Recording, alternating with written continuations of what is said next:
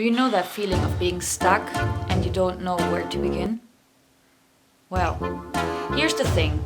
With searching for flights online, it's always a dilemma. Because when you don't know where to begin, you don't know how to continue and how to get your tickets.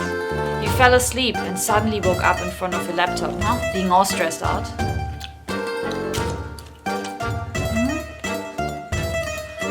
But here it comes. I can help. And just sit down, relax, get a cup of tea or coffee or juice or hot cocoa, whatever you like, and just follow this video. Yes, please, I'd like some help, please. Thank you, please. Flight tickets. Let's set this up. Hello everyone, it's me, Sophie, and welcome to another episode of How Does It Work to get you ready for a working holiday in Japan.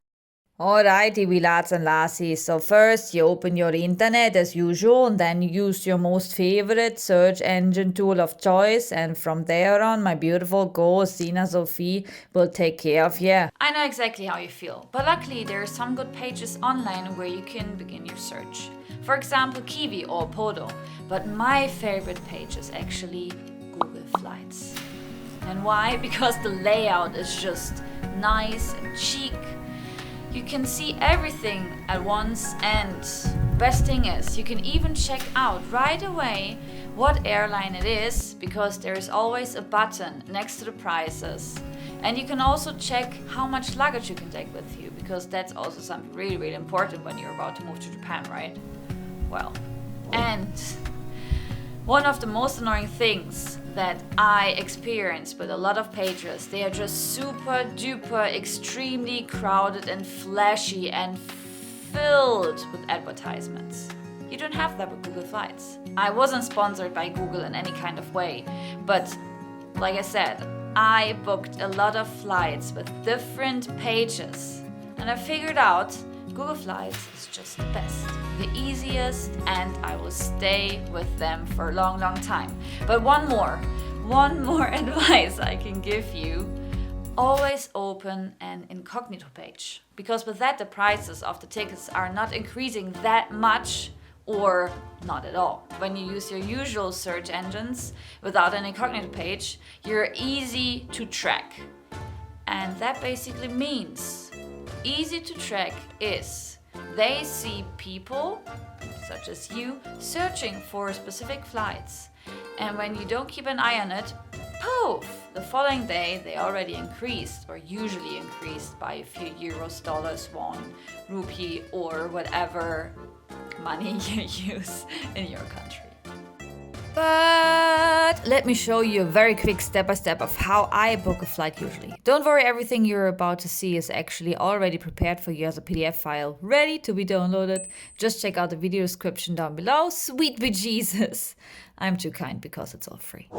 Like I mentioned earlier, open Google, Ecosia, whatever search engine you use, and type in Google Flights. Click on the link and it directs you to the page.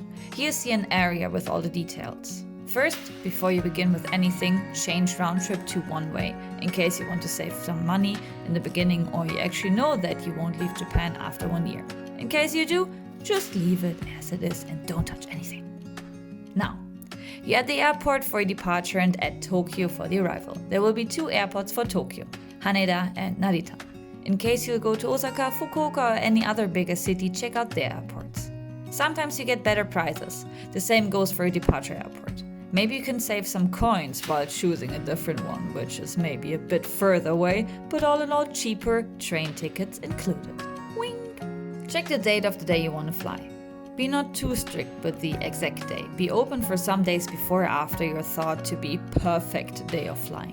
When everything is set up, click the search button and you should see some choices. The prices and especially the length of the flights vary extremely due to the current pandemic. When you decide your flights, click on the button next to the airline and it'll direct you to their page. From that step on, you have to add all the details such as name, family name, address, passport number, credit card details, and so on. When you feel comfortable, buy the flight. Oh, and don't forget to have a flight insurance to get your money back in case of any emergency. I just want you to be safe. And that's it. Good luck with searching for a flight. And don't forget to share this video and like it. And without further ado, we're right back here, and in the background some dogs are barking again because all those cute little doggies are outside right now enjoying the amazing Japanese January, which is sunny and kind of warmish. It feels like German spring already, which is kind of strange. I hope you enjoyed it. I always like to, to freshen up the videos a little bit with different kind of stories that I'd like to tell and different kind of ideas and inspiration of how to do certain things. Really into getting to know each other, and I'm really interested in whether you like the videos or not. Give me some feedback, please. I like that. But yeah, hit the notification bell, and we're gonna see us next Friday on another episode. Mata ne. Love you. See you soon. And bye. Mwah!